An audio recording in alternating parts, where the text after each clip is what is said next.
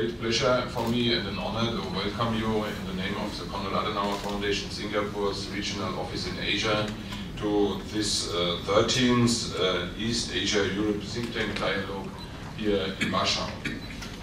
We are very pleased and very grateful for the opportunity that it has been able to organize another think tank dialogue.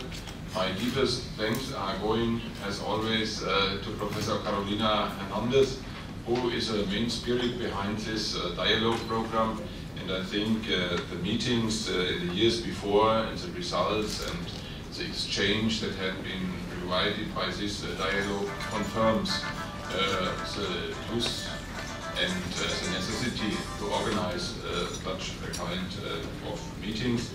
And therefore, I'm always grateful for the opportunity to cooperate with Professor Hernandez in this interesting project. Thank you very much, Carolina.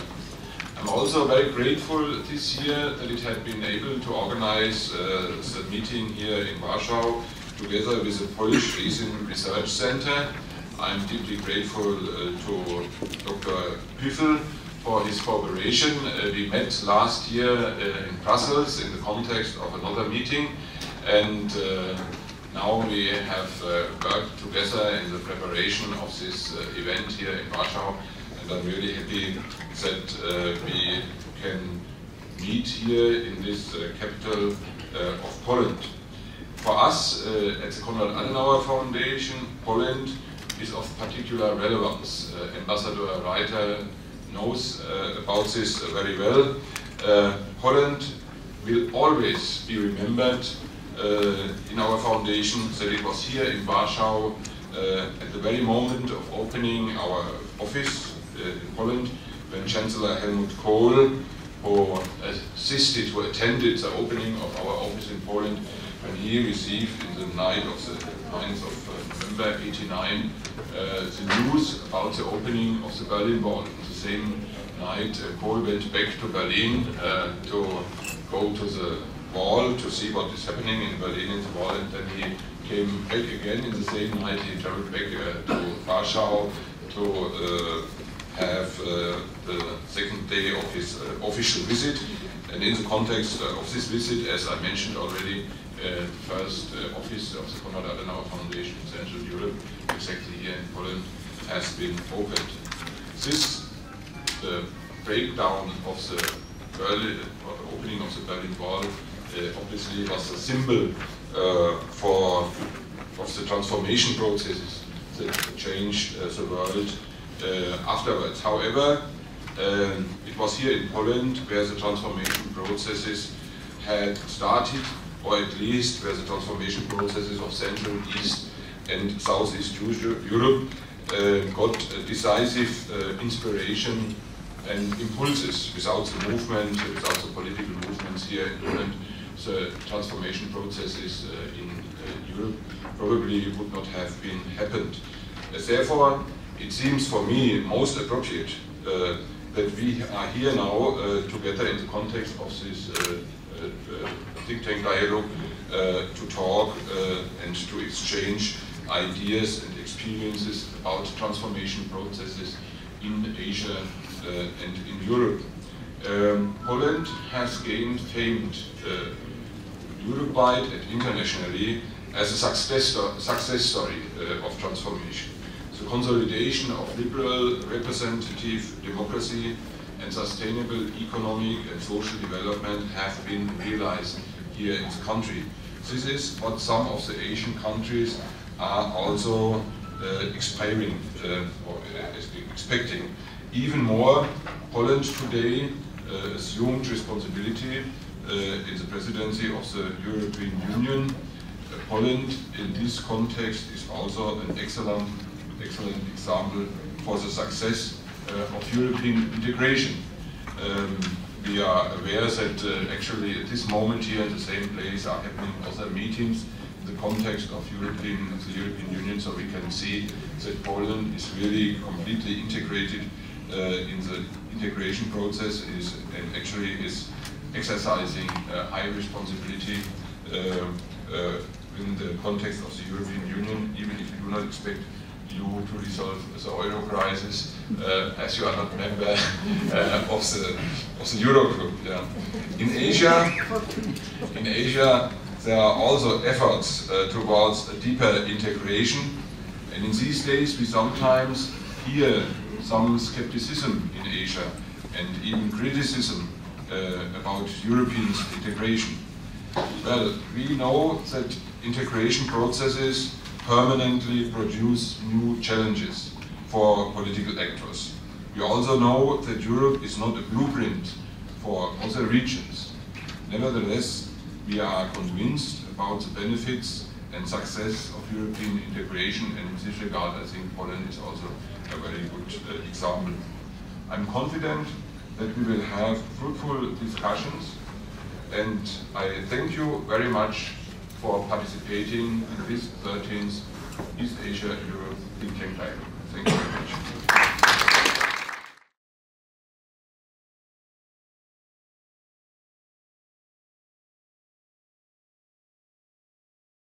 When we thought about the convening of a think tank's dialogue between the two sub-regions, well, two regions actually, the background was the Asian financial crisis of 1997.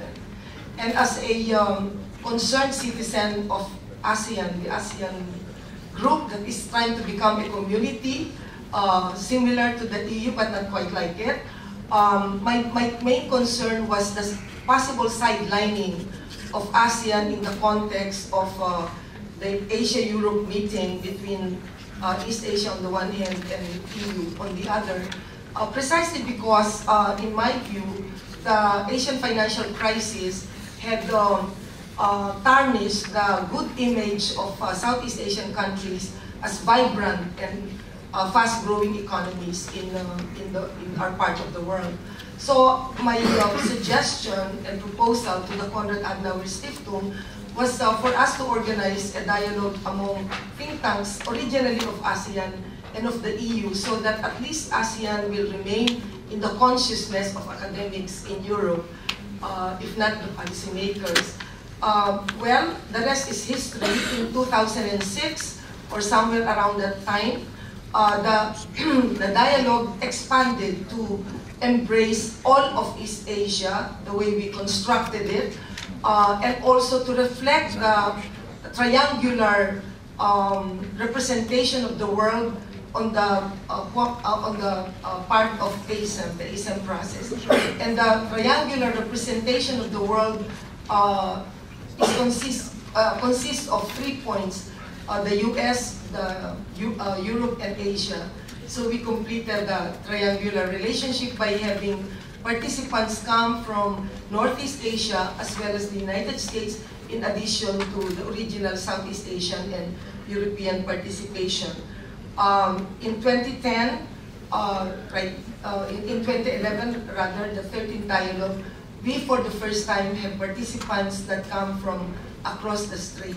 And we have to thank the mainland, China, for this generosity on their part, especially in relation to the improvement of cross-strait relations since the return to power of the Kuomintang under President Ma Ying-jeou. There had been very intense relationship economically, socially, functionally between the two sides of the straits. And whatever is good in terms of improvement in cross-strait relations benefits also the rest of the neighbors, and I think also Europe.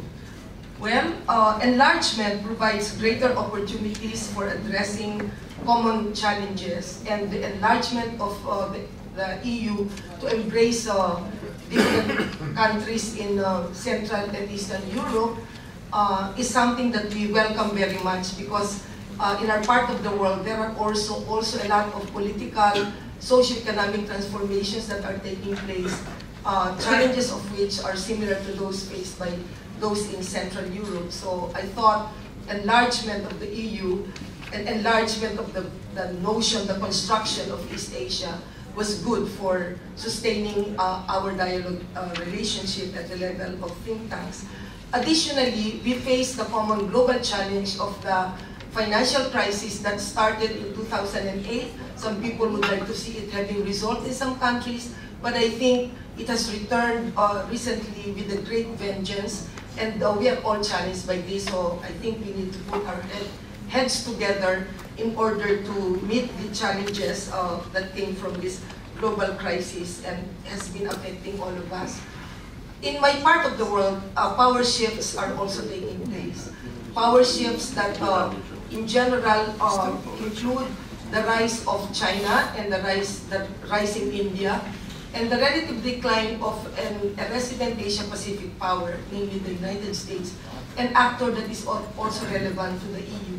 And my view as a political scientist and international relations enthusiast is that during the transition, during power shifts, we will experience a lot of challenges, including instability, because new powers that have risen will have to adjust to the rise of their position and status. At the same time, that powers in relative decline will also have to adjust to their relative decline, however you might wish to address this.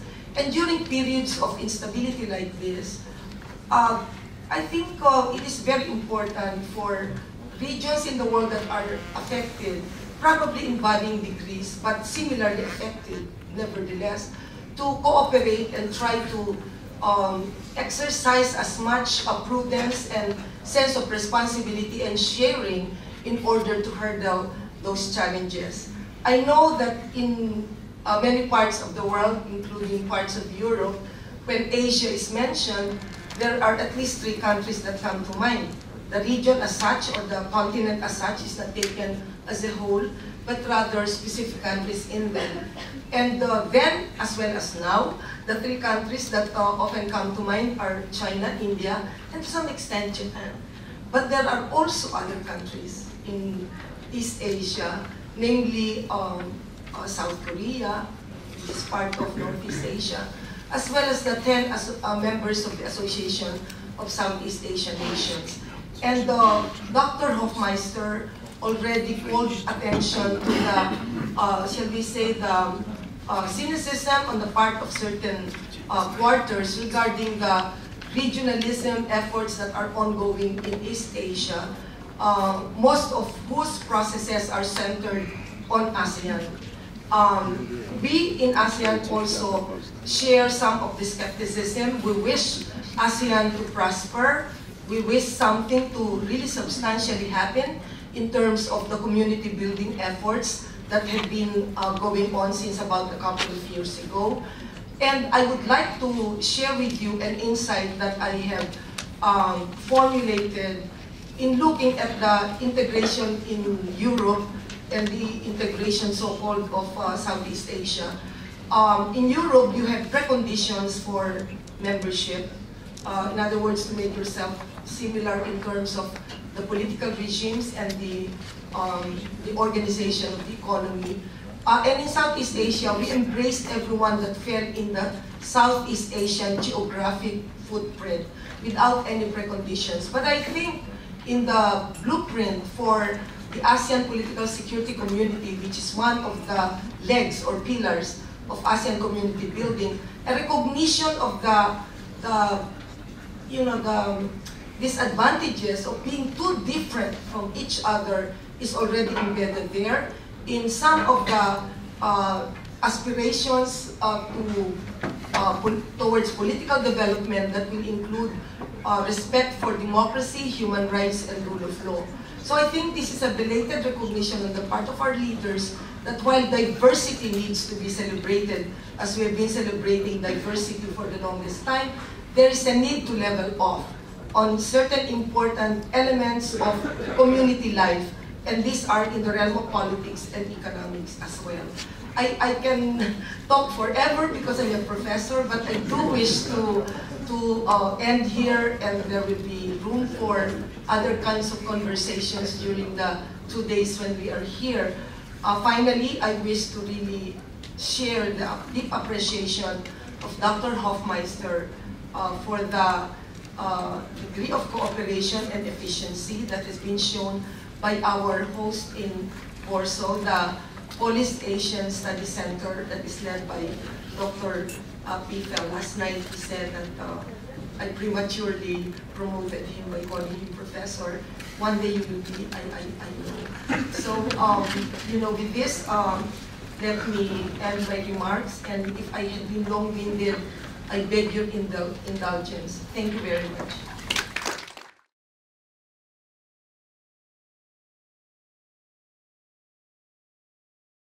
I'm very pleased and deeply honored to be delivering the opening address at 13th Europe-Asia Think Tank Dialogue, which is taking place for the first time in the eastern part of Europe. I would like to take my opportunity to express my gratitude to our partners, ISDS and CAS, Konrad Adenauer Stiftung, and personally to Professor Hernandez and Dr. Hofmeister for giving us an opportunity to organize such a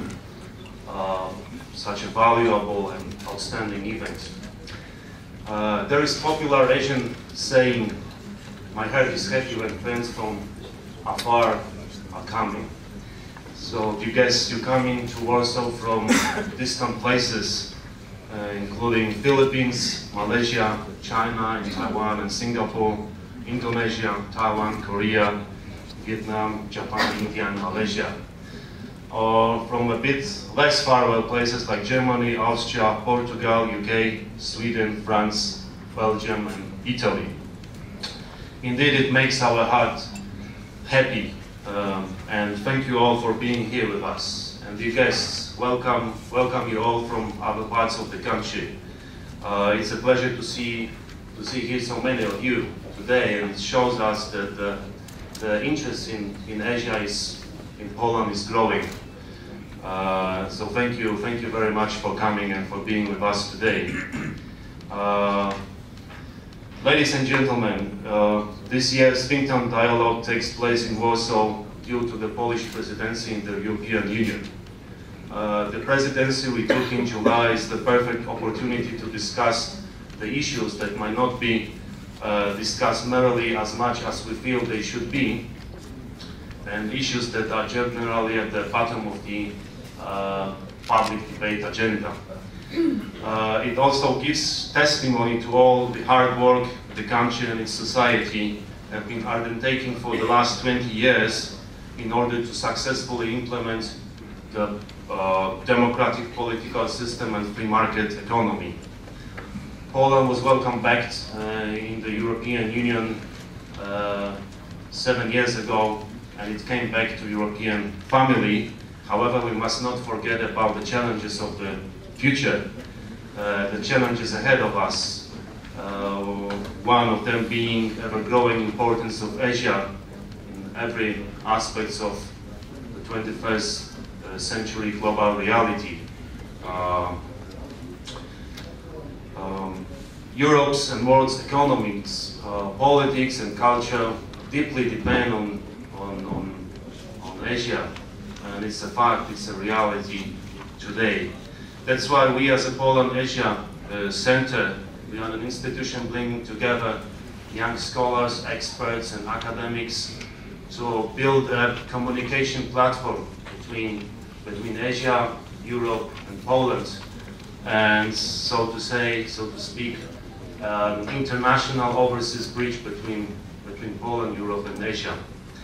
I'm proud to represent the people who contribute to this construction every day, although maybe it's not going to be as impressive as Taj Mahal and not as modernized as Petronas Towers, maybe not quite as long as the Great Wall of China, but I want to assure you that there's still a powerful, a dedicated team and its construction every day.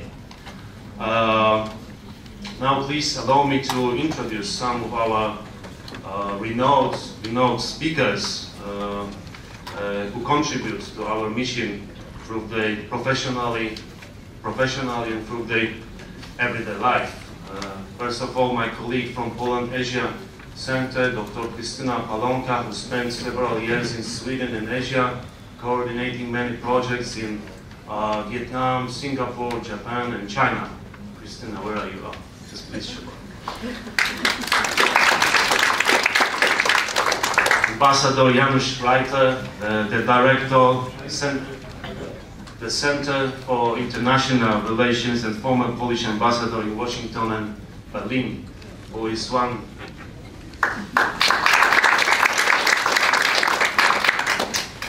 of the most competent people to talk about Polish transformation, success story and successful integration with Europe and the rest of the world in the last 20 years.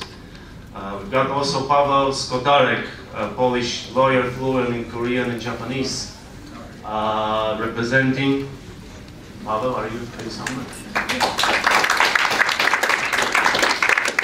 Representing the young generation of Poles dealing with global challenges and with determination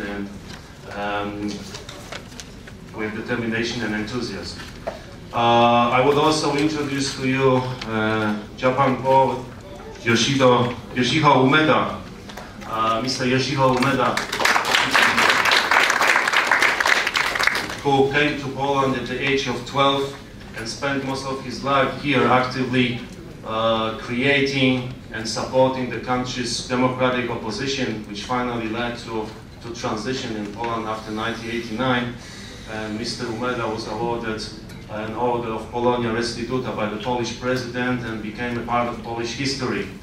So, let me also introduce Dr. Han Dang, a representative of large Vietnamese community. Dr. Han Dang, are you here with us? The large Polish-Vietnamese community that started settling down in the late 80s and is working really hard to contribute to the local community, to the local society and economy.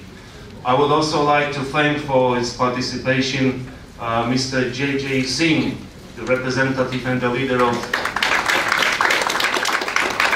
Indian community, which is dynamically growing in Poland as well.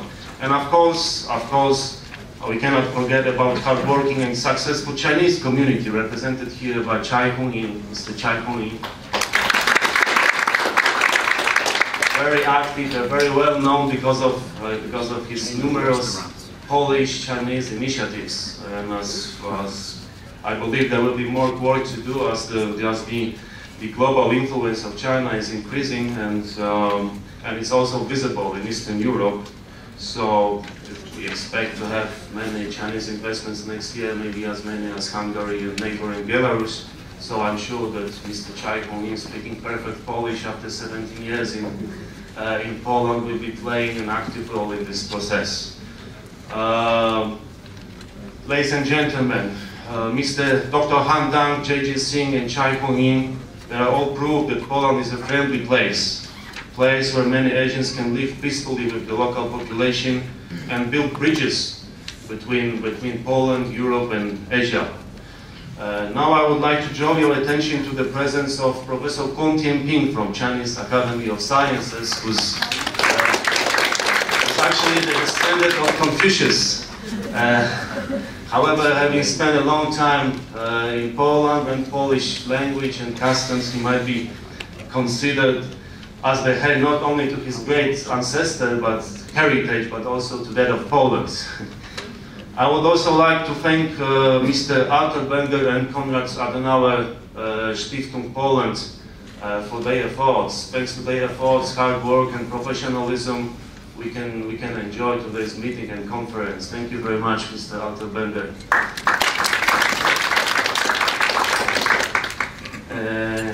Ladies and gentlemen, today we are hosting the 13th Think Tank Dialogue in Warsaw, Poland, and next year we'll be hosting the Football European Championships. So that's why you can see, I know it's a quite different event, but what is common, you can see constructions everywhere. Even the slogan of the ruling party, that won elections 2 weeks ago, was Poland under construction. That's why, ladies and gentlemen, I strongly believe that this conference will be about developing and about building strong interpersonal relationships, about coming up with inspirational ideas that will help to include Poland into the European policy on Asia and that will make Poland more familiar with Asian countries thanks to the participation of Asian experts, and will help us to open up Poland for Asia. Ladies and gentlemen, let us start building. Welcome on the construction site. Let us start building. Let's build those bridges together. Thank you very much.